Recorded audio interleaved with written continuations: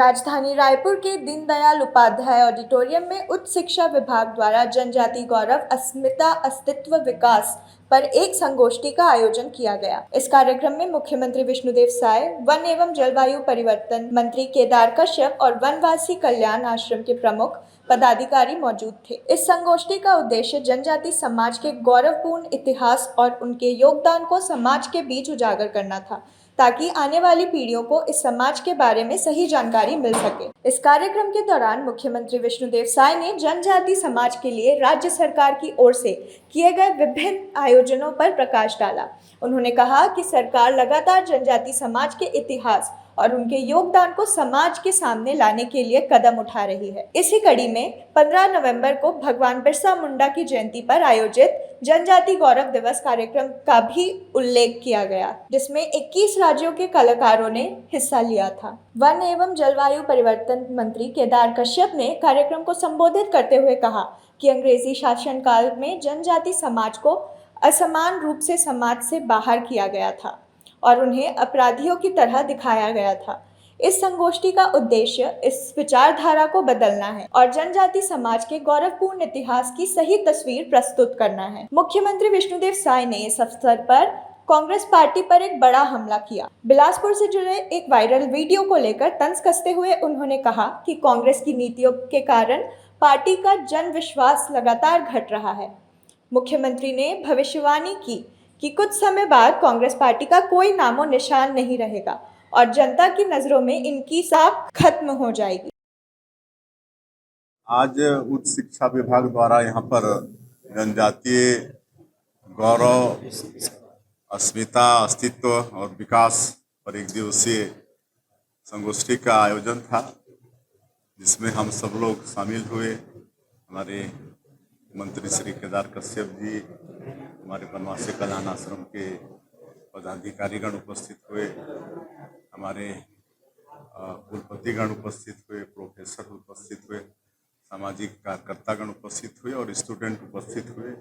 और पिछले दिनों 5 अक्टूबर रानी दुर्गावती की जयंती से लेकर 15 नवंबर धरती आबा भगवान बिरसा मुंडा की जयंती, 40 दिनों तक जनजातीय गौरव दिवस समारोह का आयोजन पूरे प्रदेश में हुआ। और 13, 14, 15 नवंबर को हम लोग यहाँ पर राज्य में भी मनाए। 14, 15 को राज्य स्तरीय जनजातीय गौरव दिवस का आयोजन था और 15 को प्रत्येक जिलों में भी मनाए।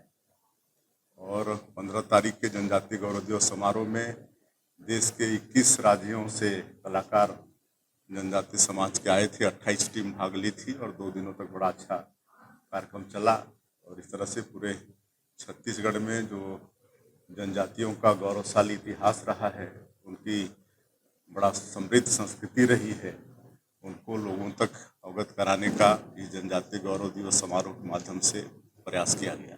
रायपुर दक्षिण में जितना कांग्रेस को वोट नहीं मिला, उससे ज़्यादा मतों से भारतीय जनता पार्टी जीती है। और कांग्रेस अपनी नीति के कारण देश की जनता का, प्रदेश की जनता का विश्वास होते जा रही है और आगे कुछ दिन देखिए ये लोग नजर नहीं आएंगे। 5 अक्टूबर से 15 नवंबर तक लगातार 40 दिनों तक हमारे जनजाति महानायकों के जो योगदान है इस देश के प्रति, उनको लेकर के पूरे छत्तीसगढ़ में माननीय मुख्यमंत्री जी के मार्गदर्शन पे, उनके नेतृत्व पे जगह जगह पे जो आयोजन हुए और उसके माध्यम से आने वाली पीढ़ी जो नौनिहाल है, वो हमारे जनजाति समाज के उस महत्वपूर्ण योगदान को जान सके। क्योंकि अंग्रेजों ने बहुत लंबे समय तक इस देश में शासन किया।